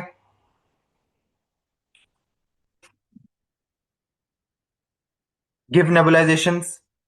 नेबुलाइजेशन का मैंने आपको बता दिया, Ventolin 1 drop per KG, atom 2 drops पर KG. You can give steroid hydrocortisone. Basically steroid is not recommended, but you can give the steroids in that patient.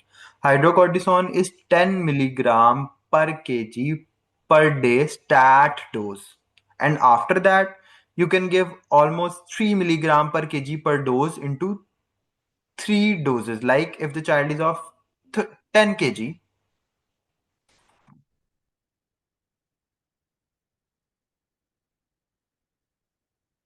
Wait, I guess my laptop is not charging. Wait.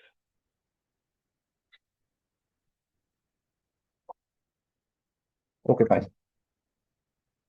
अच्छा, give hydrocortisone to that child 10 milligram per kg stat dose, and after that 2.5 to 3 milligram per kg per dose, three doses. Like if the child is of 20 kg, तो आप उसको 200 milligram stat dose दोगे, और उसके बाद 2 milligram per KG पर dose start कर दोगे टीडीएस के अंदर। 2 मिलीग्राम से वो कितना बन गया? 2 10 20 40 मिलीग्राम 8 आवरली, ठीक है।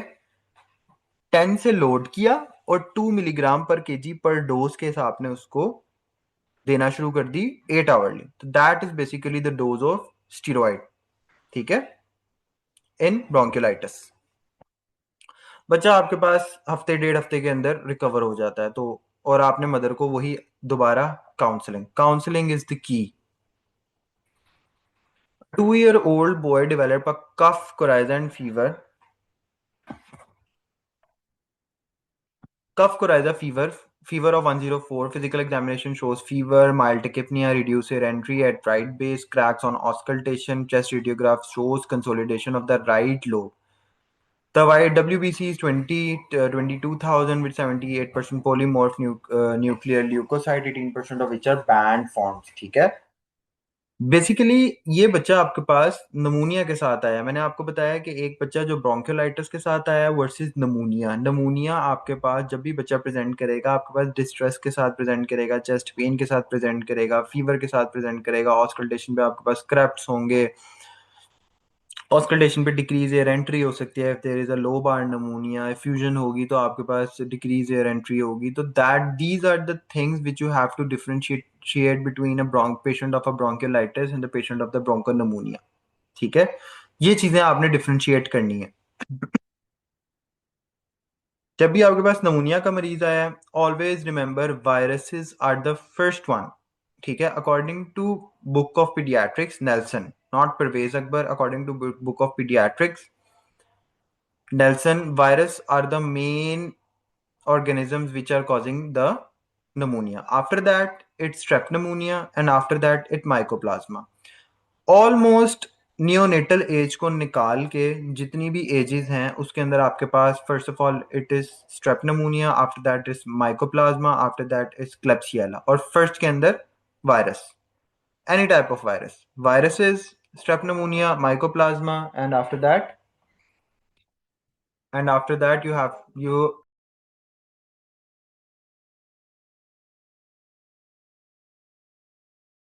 and after that it is Klebsiella.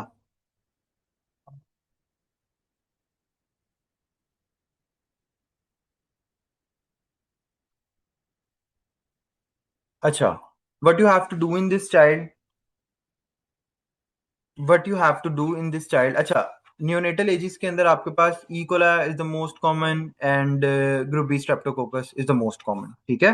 तो neonatal age की अभी हम बात नहीं कर रहे, अभी हम उसके बाद की बात करें, स्ट्रेप निमोनिया, माइकोप्लाज्मा, क्लेब्सियला, सबसे पहले वायरसेस। बच्चा आपके पास आ गया, आपने नमूनिया सस्पेक्ट कर लिया है, कोशिश करें बच्चे को खुद से ट्रीट ना करें। बट आपको लगता है कि नहीं बच्चा इतना इतना सोयरली इल नहीं है, इतना सिक नहीं है, मैं इस बच्चे को ट्रीट कर सकता हूँ, ठीक है। Always start with amoxicillin because amoxicillin is a drug of choice according to WHO and according to Nelson. According to Nelson, it's a drug of choice.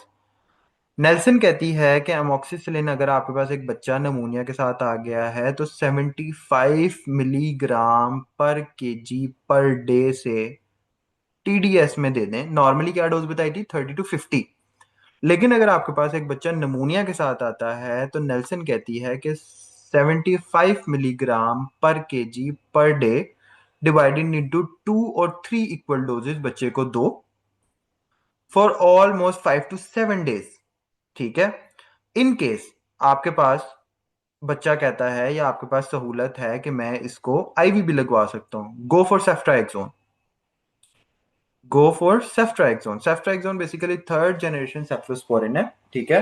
And it covers gram negative organisms, gram positive organism, and some anaerobes. Not all the anaerobes, some anaerobes. Dose क्या है सेफ्ट्राइक्सोन की, 50 milligram per KG per day OD, single dose होती है सेफ्ट्राइक्सोन की। Ivy में भी आता है और इंट्रामस्कुलर भी आता है, दोनों चीजें आ सकती हैं। मिसाल के तौर पे एक बच्चा है, एक मदर है, वो कहती है जी मैंने अस्पताल नहीं जाना, आप मेरे बच्चे को ट्रीट करें। Give him a shot of antibiotic intramuscular or IV and then start oral antibiotic of cefixime. First generation अगर माइल्ड है, माइल्ड सा नमूनिया है, गो फॉर अमोक्सिसिलिन। अगर आपको लगता है जी माइल्ड नहीं है लेकिन मदर जाना नहीं चाह रही, हॉस्पिटल जाना नहीं चाह रही, go for a intramuscular dose shot of ceftriaxone और IV shot of ceftriaxone along with oral Carisef, ठीक है। मदर कहती है कि मैंने सेफ्ट्राइक्सोन भी नहीं लगवाना, मैंने उसको हॉस्पिटल भी नहीं जाना और वो बच्चा सिक है, ठीक है। आप क्या करोगे, उसको कैलिथ्रोमाइसिन दे दोगे, जो कि थर्ड चॉइस है आपके पास नमूनिया की। कैलिथ्रोमाइसिन बहुत अच्छी ड्रग है नमूनिया के अंदर, it works like a magic. Atypical organisms, typical organisms को कवर करती है कैलिथ्रोमाइसिन। तो basically clarithromycin is a magic drug, ठीक है। अगर आपके पास एक बच्चा ऑगमेंटन से, आप कहते हो नहीं मैंने ऑगमेंटन नहीं देनी, मैंने इसको सेफ्ट्राइक्सोन नहीं देनी, ओरल कैलिथ्रोमाइसिन दे दो। कैलिथ्रोमाइसिन 15 milligram per KG per day divided into 2 equal doses, और दो स्ट्रेंथ में आता है 125 और 250 milligram.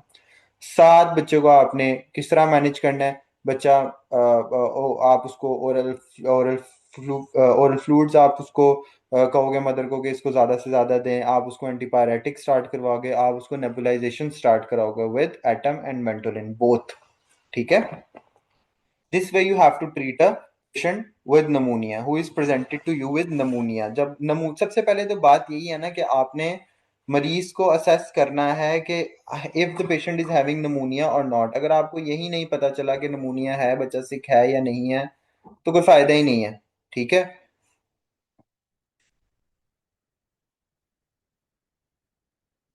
Ji I have got a message, इसमें सेफिक्सीम नहीं दे सकते। I have told you you can give cefixime, लेकिन अगर आप स्टैंडर्ड मेथड्स की बात करो तो आप first of all it's amoxicillin या ऑगमेंटन 75 मिलीग्राम पर केजी।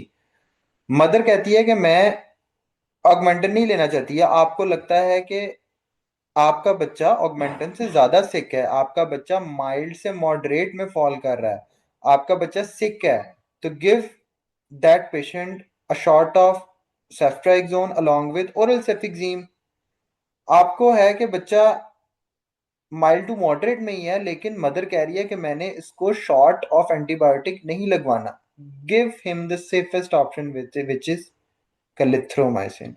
तो first line is augmentin, amoxicillin, second Very good. Augmentin, then IV ceftriaxone, followed by syrup cefspane, and after, if no, then IV calithrum. Very good. Very good. That is the whole thing which I'm trying to say. First of all, Augmentin, then IV ceftriaxone, followed by the syrup cefspane. If no, then give calithромycin to that child. Give oral fluids. Give him the antipyretics. Give nebulizations and counsel the mother कि आपका बच्चा 7 to 10 days में ठीक होगा. नमूनिया बहुत जल्दी ठीक नहीं होता. ठीक है.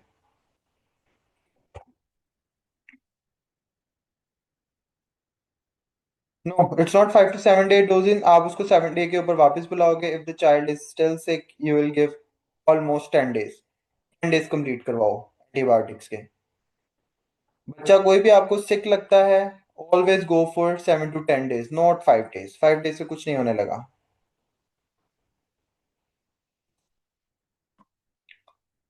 अच्छा. 6-year-old boy had past history of eczema. His father have chronic rhinitis. Bry had current history of cough, wheeze, breathlessness. Attack is precipitated by viral infection, exercise, emotion, and cold weather. These symptoms occur several times a week. Simple case scenario है asthma का. Simple case scenario है asthma का. ठीक है. आपने करना क्या है? अब वही जो मैंने सबसे पहले आपको बात बताई थी ना कि सिम्टम्स को आपने क्लासिफाई करना है according to the duration of illness. एक बच्चा है जो आपके पास एक्यूट कफ के साथ आया है. Treat him actually. भाई ठीक है, सोर थ्रोट है, फेरेंजाइटिस है, सिंपल सिंपल. लेकिन अगर एक बच्चा आपके पास आ गया है with the complain of multiple times history of का, फैमिली हिस्ट्री पॉजिटिव है, मदर आती है कहती है कि जी मेरा बच्चा बीमार रहता है, खाना नहीं ठीक खाता, रात को खांसी करता है, सुबह को खांसी करता है, बाहर निकलता है तो खांसी आती है.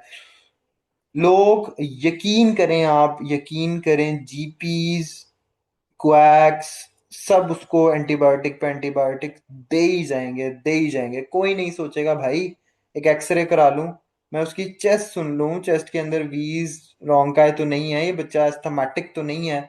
लोग उसको एंटीबायोटिक पे एंटीबायोटिक दे ही जाएंगे. कोई लिहाजदारी नहीं है हमारे जो है ना लोगों के अंदर. बस दिए जाओ, अपनी ओबडी चमकाई जाओ ये एंटीबायोटिक्स दे दे के.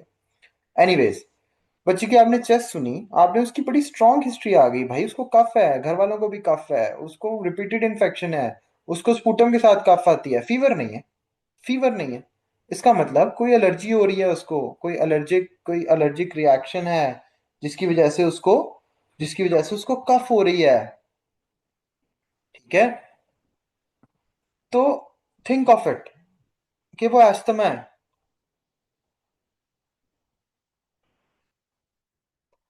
तो ये मैंने बेसिकली एक स्लाइड डाली है just for you guys. It's not an OPD thing, it's basically for your knowledge. ठीक है. आपने अस्थमा को, एक बच्चा आपके पास आया है, mother recurrent episodes of cough के साथ, recurrent episodes of cough followed by some time vomiting के साथ, और फैमिली हिस्ट्री पॉजिटिव के साथ आती है. तो आपने फर्स्ट ऑफ ऑल बच्चे को क्लासिफाई करना है कि ये एक्सेसिबेशन में तो नहीं है. अक्सर लोग ऐसे होते हैं उनको पता ही नहीं होता कि भाई एक्सेसिबेशन चीज क्या है. अस्थमा की दो क्लासिफिकेशंस होती हैं. एक क्लासिफिकेशन होती है एक्यूट एक्सेसिबेशन ऑफ अस्थमा की क्लासिफिकेशन. एक होती है अस्थमा की नॉर्मल क्लासिफिकेशन कि वो बच्चा किस किस स्वेरिटी में फॉल कर रहा है. एक होती है exacerbation. What is exacerbation? Basically acute episode. कोई भी एक्यूट कफ की उसको एपिसोड है, that is causing the excess. कोई भी एक्यूट उसको कफ हुई है जो कि बहुत स्वेयर हो गई है.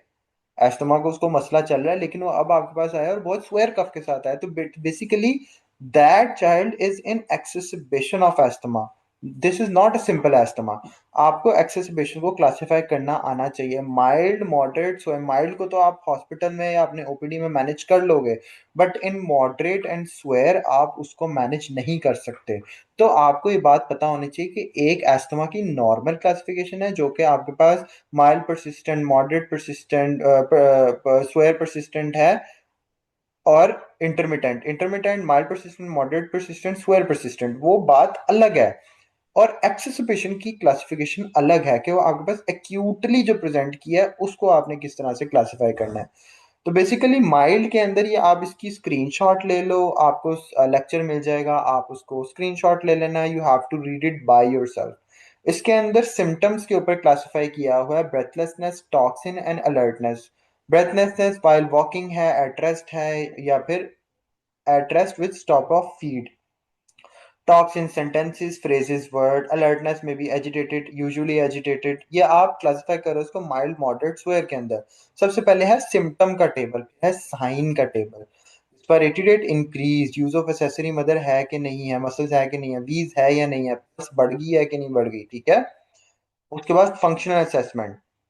उसके बाद पीसीओ टू कितना, पार्शियल प्रेशर ऑफ ऑक्सीजन कितना है, पीक एक्सपायरेटरी फ्लोमीट्री में कितनी वो रीडिंग्स दे रहा है। तो this is basically the classification which you have to read and memorise. After that you can classify the patient कि वो किस टाइप के एक्सेसबेशन के अंदर है, ठीक है। अच्छा, एक बच्चा आपके पास अब एक्सेसबेशन हमने साइड पे कर दी, एक बच्चा आपके पास नॉर्मली प्रेजेंट किया है, आपने उसको डायग्नोस किया asthma. What will you do? क्या करना है भाई? आपने उसको नेबुलाइजेशन स्टार्ट करनी है।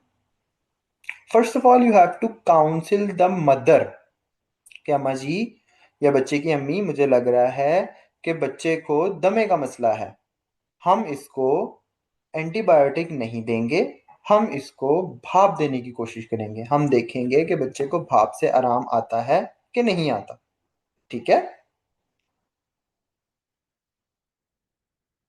बच्चे को भाप से आराम आता है कि नहीं आता, आप उसको नेबुलाइज करवाओगे वेंटोलिन से, आप उसको नेबुलाइज करवाओगे एटम से। You will give both of them. Standard practice के अंदर it's only nebulisation with Ventolin, standard practice के अंदर, ठीक है। लेकिन if you are sitting in OPD, आप उसको वेंटोलिन और एटम बोथ नेबुलाइजेशन उसको दोगे। आपने देखो, अगर आप एक टीचिंग हॉस्पिटल सेक्टर में बैठे हो ना, तो आपको उसको क्लासिफाई करना है कि वो कौन सी क्लासिफिकेशन में फॉल कर रहा है। और after that you have to decide आपने स्टेप 1 देना है, स्टेप 2 देना है, स्टेप 3 देना है, 4 देना है, 5 देना है, ठीक है। हर स्टेप की ट्रीटमेंट डिफरेंट है। In first step there is only short acting beta agonist, in second step there is short acting beta agonist with low dose steroid, in step 3 there is short acting beta agonist with medium dose steroid, in fourth step, there is short-acting beta agonist along with long-acting beta agonist and high dose of steroids. ठीक है? And after that, there is high doses of SABA, high doses of LABA, high doses of inhaled corticosteroid along with montelukast. ठीक है? Leukotriene inhibitors जिनको आप कहते हो। तो that is basically a standard way to treat a child with asthma. But if you are sitting in OPD, आपको classify आपने कर लिया ये एस्थमा है या नहीं है, ये एक्सेसिबेशन में है या नहीं है। नहीं है तो आपने उसको वेंटोलिन से नेबुलाइजेशन करवानी है, आपने उसको एटम से नेबुलाइजेशन करवानी है। डोजेज मैंने आपको बता दिया, Ventolin 1 drop per KG, atom 2 drops पर केजी, ठीक है। एटम का मैक्स 1 एम्प्यूल है और वेंटोलिन मैक्स 20 ड्रॉप्स हैं, इससे ऊपर आपने नहीं जाना, ठीक है। इससे ऊपर आप लोगों ने नहीं जाना,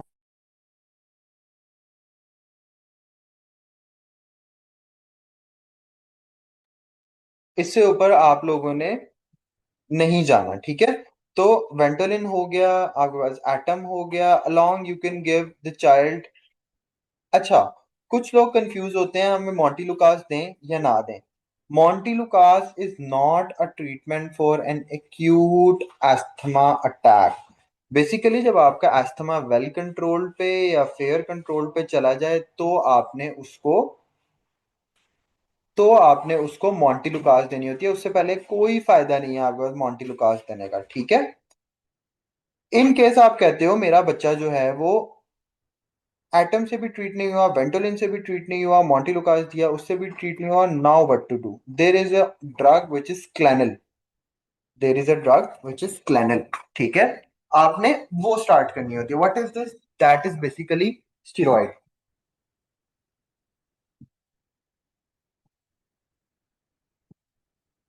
that is basically a steroid. ये स्टीरॉइड की डोजेज मैं आपको बताता हूँ।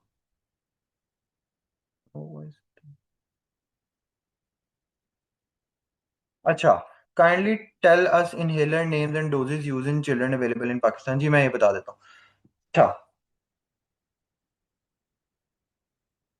उसके बाद आपके पास वेंटोलिन दिया, एटम दिया, बच्चा आपका ठीक नहीं हुआ, what to do? You have to start a steroid, ठीक है। स्टीरॉइड इनहेलर में क्या है? इनहेलर में भी स्टीरॉइड ही है, ठीक है। इनहेलर के अंदर भी स्टीरॉइड ही है। आप बच्चे को क्लैनिल से स्टार्ट कराओगे, आप बच्चे को इनहेलर नहीं दोगे, ठीक है, इनिशियली। जब आपका बच्चा कंट्रोल के अंदर आ जाएगा, then you have to start a child with the inhaler.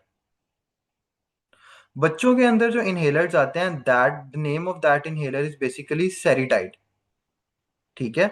और सेरिडाइड आपके पास 25, 125 में आता है, 50, 250 के अंदर आता है, मतलब 50 microgram of salmeterol and 250 micrograms of fluticasone, ठीक है। ये चीज ग्रुप पे मैसेज कर देना। I send you the name of inhaler.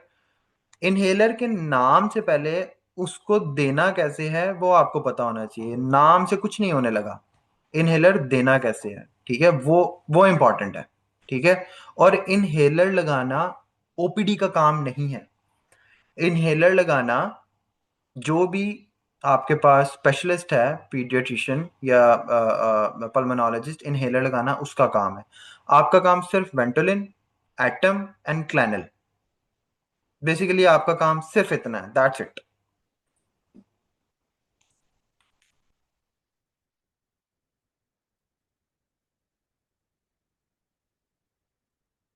था एटम वेंटोलिन का बता दिया। अब क्लैनल, ये मैंने आपको step 1, 2, 3, 4।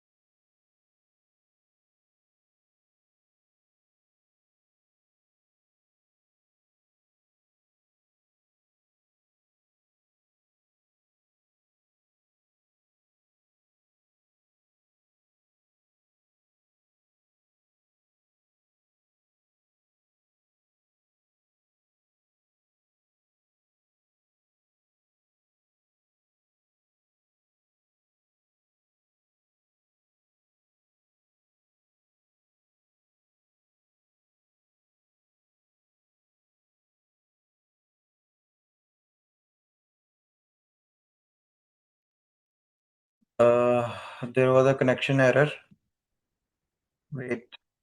No, no, it's not over. Basically, there is a connection error. Wait.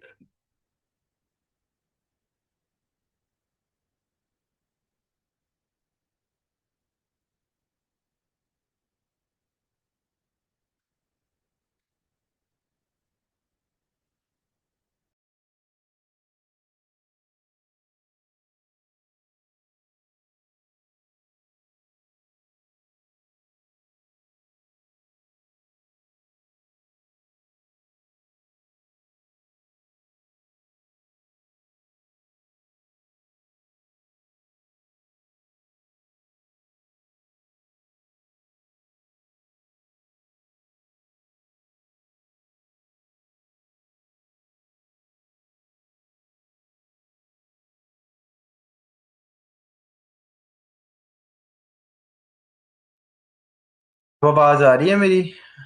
I guess आ रही होगी, ठीक है। I'll check if the it's getting okay. It's getting recorded. Okay, fine. Okay. आपको मैंने क्लासिफिकेशन बता दी थी कि शॉर्ट एक्टिंग, सॉरी, स्टेप 1 2 3 4 के अंदर आप लोगों ने क्या करना है। After that, this is important, you have to memorise this. जब आप ये मेमोराइज कर लोगे ना, आप कोई भी इनहेलर दे सकते हो, ठीक है। इनहेलर के अंदर आपने सिर्फ ये देखना है, आपको उस मरीज को आपने लो डोज स्टेरॉइड देनी है। दिस इज नॉट पर केजी, ये कोई पर केजी का हिसाब नहीं है। It's only low dose, medium dose और हाई डोज। अगर आप ये टेबल पढ़ लेते हो, ये टेबल आपको याद हो जाता है, आप कोई भी मरीज हो, आप उसको स्टेरॉइड, आप उसको इनहेलर प्रिस्क्राइब कर सकते हो। हर इनहेलर के ऊपर डोज मेंशन होती है स्टेरॉइड की, ठीक है। डिकासोन का इनहेलर आता है तो उसके ऊपर अगर आपने उसको लो डोज देना है, आप क्लासिफाई कर लिया जी मेरे बच्चा स्टेप 2 के अंदर फॉल कर रहा है या स्टेप 3 के अंदर फॉल कर रहा है, मैंने उसको लो डोज स्टेरॉइड देना है, तो आप उसको लो डोज फ्लूटिकासोन दे दो। आपको लग रहा है मेरा बच्चा स्टेप 4 में फॉल कर रहा है, मैंने उसको मीडियम डोज इनहेल कोर्टिकोस्टेरॉइड देना है, आप उसको मीडियम डोज फ्लोटिकासोन वाला इनहेलर दे दो जो 250 मिलीग्राम में आता है, ठीक है। आपको लगता है मेरा बच्चा स्टेप 4 में फॉल कर रहा है, स्टेप 5 में फॉल कर रहा है, उसको हाई डोज चाहिए, तो आप उसको 250 वाला सुबह शाम दे दो। You have to complete the dose of steroid in a single day, ठीक है। तो जब आपको ये टेबल याद हो जाएगा, यू कैन इजीली रिमेंबर आप उसको, आपके बच्चे को कितनी डोज स्टेरॉइड की जरूरत है। कोई भी इनहेलर इनहेलर देना कोई मुश्किल काम नहीं है। अच्छा, नेक्स्ट हमारा, अच्छा एक दरम्यान में एक चीज बतानी थी। अगर एक बच्चा है जो कि आपके पास प्रेजेंट कर रहा है विद कंप्लेन्स, जो कि आपके पास आपको लग रहा है कि ये अस्थमेटिक सी कंप्लेन है, बच्चा आपके पास पॉजिटिव हिस्ट्री ऑफ एटोपी है, फादर की पॉजिटिव हिस्ट्री ऑफ एटोपी है, but the child is of less than 6 months, you will not think of किस एज से इनहेलर स्टार्ट करा सकते हैं। Very good. अच्छा, इनहेलर आप जो है ना बच्चे नॉर्मली अबव 3 इयर्स आप स्टार्ट करवाते हो। 5 इयर्स तक, 5 इयर्स तक आप उस बच्चे को with spacer, basically new guidelines के मुताबिक आप बच्चे को स्पेसर से ही दो। 10 इयर्स तक भी स्पेसर से ही दो, बट आफ्टर 3 इयर्स आप उसको इनहेलर स्टार्ट करवा सकते हो। और बेसिकली इनहेलर, क्या मसला क्या होता है इनहेलर के अंदर, बच्चों को लेना नहीं आ रहा, तो you have to give the child spacer along with the inhaler. Spacer और इनहेलर कैसे यूज करना है, you can see any YouTube video और send me a message in the group, I will send you the video कि inhaler और spacer को use कैसे करना है, ठीक है। दैट इज ऑल्सो इंपॉर्टेंट, क्योंकि लोगों को इनहेलर यूज करना नहीं आता और बच्चों को फर्क नहीं पड़ रहा होता। मदर्स आके कहती हैं कि मेरे बच्चे को फर्क नहीं पड़ा, तो you have to call the child along with the inhaler and spacer. आपने खुद करके दिखाना होता है, फिर उनको समझ आती है कि इनहेलर और स्पेसर कैसे यूज करना है, वरना कोई फायदा नहीं है।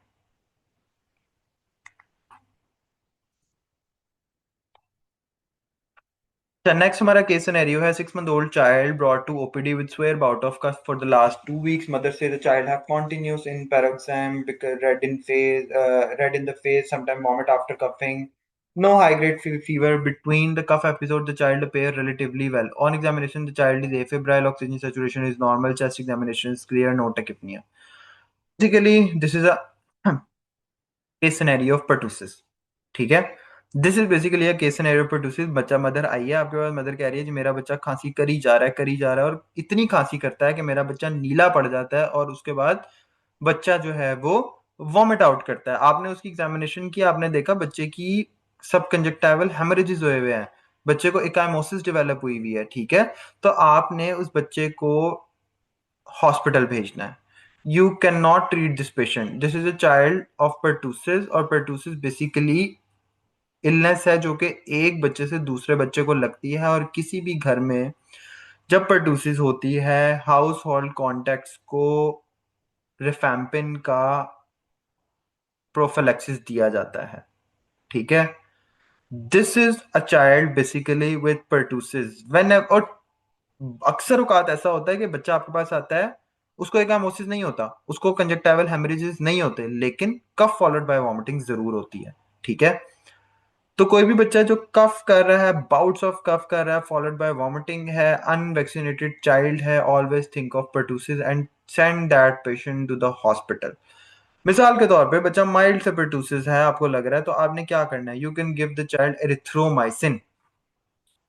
You can give the child erythromycin, you can give child clarithromycin, azithromycin. These are basically the doses and the duration for which you have to treat that child. Okay? These are the drugs and the duration for which you have to treat the child. ठीक है। ये बाकी सारी theoretical चीजें हैं, note and OPD thing आपको पता होना चाहिए। 3 stages, catarrhal, paroxysmal and convalescent stage होती है। ठीक है। वीक्स टू मंथ्स लगते हैं इसको बच्चे को ठीक होने के अंदर। ठीक है। तो ऑलवेज रिमेंबर दिस।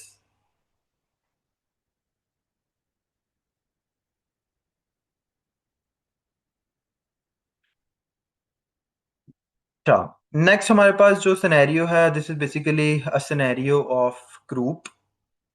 ठीक है। अब क्रूप और एपिग्लोटाइटिस में मैंने डिफरेंस क्या बताया था कि क्रूप का बच्चा आपके पास ड्रूलिंग के साथ नहीं आएगा, ट्राइपॉड पोजीशन के साथ नहीं आएगा, आएगा उसी तरह से कि एक्यूट कंप्लेन ऑफ स्ट्राइडोर है, फीवर था बच्चे को, 2-3 दिन पहले फीवर था। ठीक है। उसके बाद अचानक से बच्चे को जो है ना वो एक्यूट एपिसोड ऑफ स्ट्राइडोर हो गई है, आपके पास बच्चा प्रेजेंट किया है, what is this is basically a scenario of croup. आपने उस बच्चे को आइडेंटिफाई करना है कि भाई ये क्रूप है। लोग दमा करके उसको नेबुलाइज कराते हैं वेंटोलिन से, कोई फायदा नहीं है उसको नेबुलाइज कराने का। जस्ट आइडेंटिफाई ये बच्चे क्रूप का है या एपिग्लोटाइटिस का है। दोनों को आपने, एपिग्लोटाइटिस को तो आपने डायरेक्ट हॉस्पिटल भेजना है, बट क्रूप आप मैनेज कर सकते हो।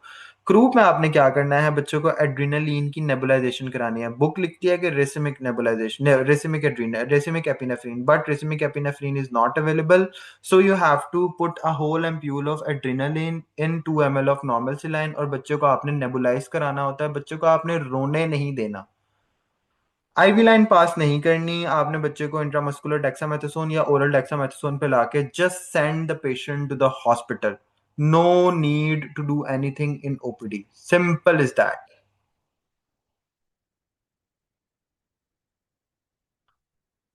After that there is a scenario of foreign body. ठीक है। बच्चा आपके पास सेम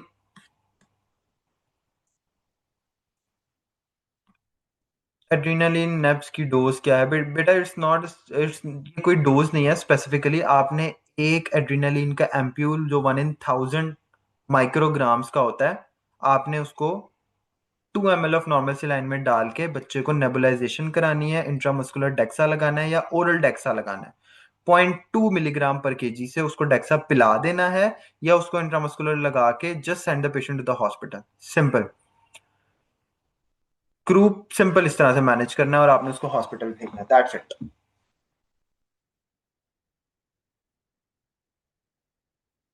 ये स्टैट स्टैट नेबुलाइजेशन करानी है स्टैट में।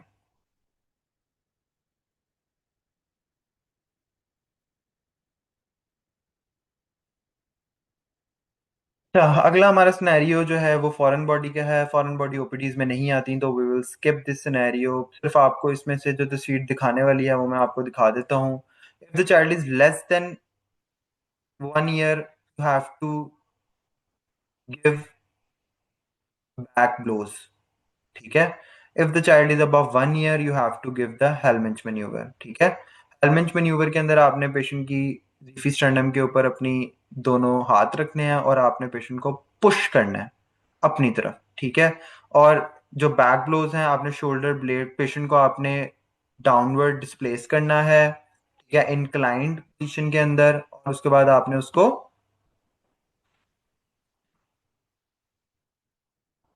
Between the shoulder blades push देना है। ठीक है। बैक ब्लोज देने हैं। डेक्सा की dose 0.2 milligram per KG, 0.2 milligram per KG, 4 milligram का इंजेक्शन आता है। ठीक है। लास्ट के अंदर ये दो बातें आपको बतानी थी। अक्सर बच्चे आते हैं आपके पास कंप्लेन के साथ, मदर्स कैरिनेटम और पेस एक्सकेवेटम के साथ। ठीक है, पेस कैरिनेटम, पेस एक्सकेवेटम। जो पेस एक्सकेवेटम है, आपने मदर को, आपने हमेशा जो भी एक्सकेवेटम या कैरिनेटम किसी के साथ भी है, आपने हमेशा एक प्रॉपर हिस्ट्री लेनी है। अगर उसको कोई रिस्पिरेटरी कंप्लेन नहीं है, कोई उसको क्रॉनिक कफ नहीं है, एस्थमा नहीं है, उसको ब्रोंकियोलाइटिस वाली कोई बात नहीं है, फेलियर टू थ्राइव नहीं है, सिस्टिक फाइब्रोसिस वाली कोई बात नहीं है। सिस्टिक फाइब्रोसिस के अंदर बच्चा फेलियर टू थ्राइव होगा, रिस्पिरेटरी डिस्ट्रेस की मल्टीपल कंप्लेन्स होंगी। ठीक है, अगर इनमें से कोई बात नहीं है, you just have to counsel the patient के भाईजान ये नॉर्मल चीज है, no need to do anything, it's normal, no need to do anything. Mother आती है, बच्चे की हड्डी बढ़ रही है, बच्चे की हड्डी बढ़ रही है, हमने दम करा लिया, हमने इसको दिखा लिया, हमने उसको दिखा लिया, no need to do anything. अगर कोई उसको रिस्पिरेटरी कंप्लेन नहीं है, कोई क्रॉनिक कफ नहीं है, कोई फेलियर टू थ्राइव नहीं है, कोई रिपीटेड डायरियाज की हिस्ट्री नहीं है, कोई परेशानी वाली बात नहीं है, आपने उसको कहना है कि इट्स नॉर्मल, ये नॉर्मल है, it will get fine by its own. Carinatum हो, एक्सकेवेटम हो, अगर रिस्पिरेटरी कंप्लेन नहीं है तो it's normal, that's it.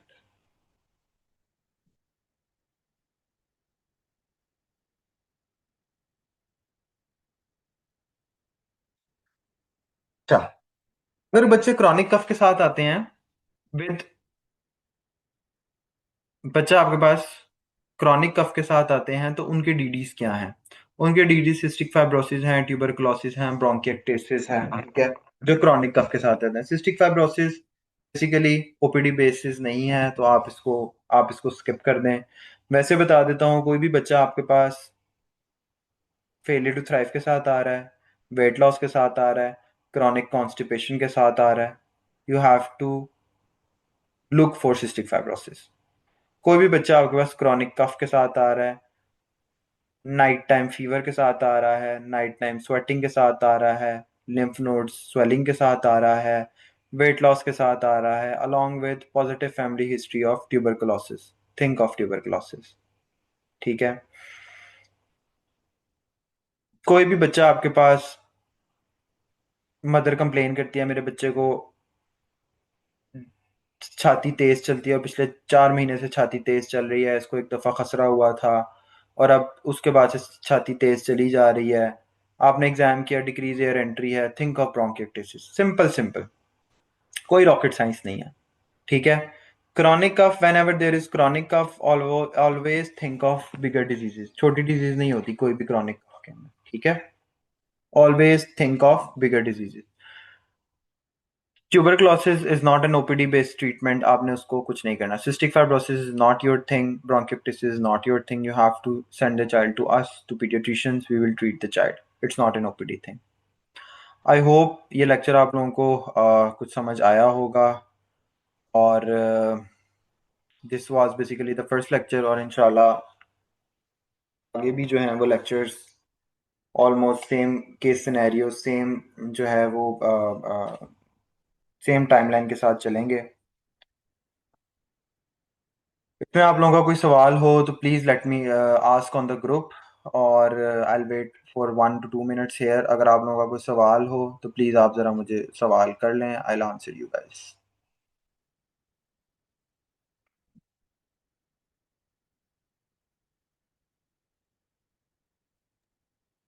Dr. Tauheed, there is a question ke what is the dose for adrenaline nebs and Dexa dose?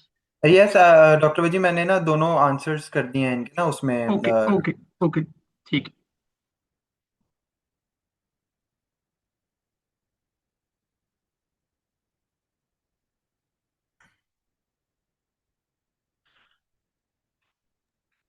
I guess सबके questions complete हैं, तो आप लोग सब जिन जिन ग्रुप्स में हैं जहां से आपने ये लिंक ज्वाइन किया है वहां पे जरूर अपना फीडबैक और रिव्यू देना। दिस विद ये वाला लेक्चर जो है ये इंशाल्लाह हमारे यूट्यूब चैनल पे अपलोड हो जाएगा विद इन 1 आवर, वहां पे भी आप अपना फीडबैक और रिस्पॉन्स देना।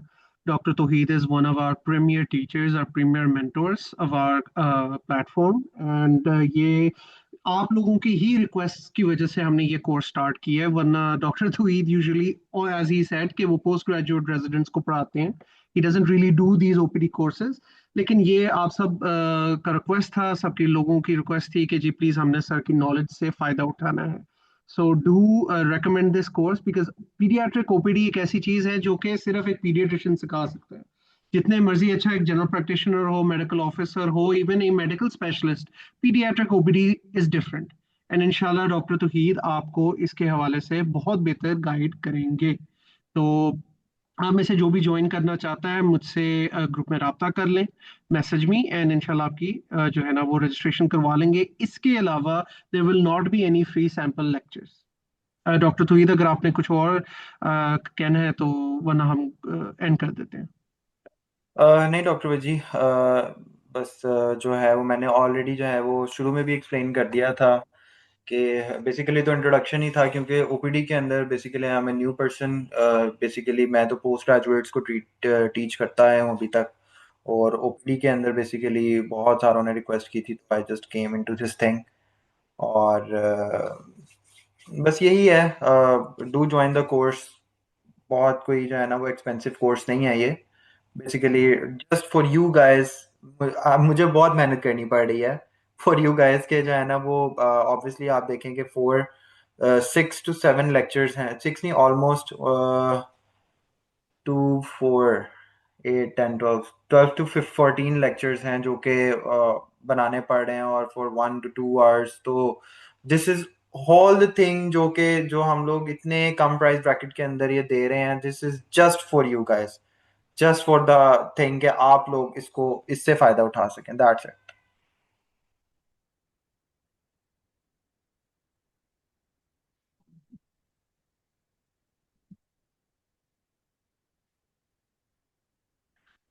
Thank you doctor Waji, thank you all for listening, for your time. अल्लाह हाफिज।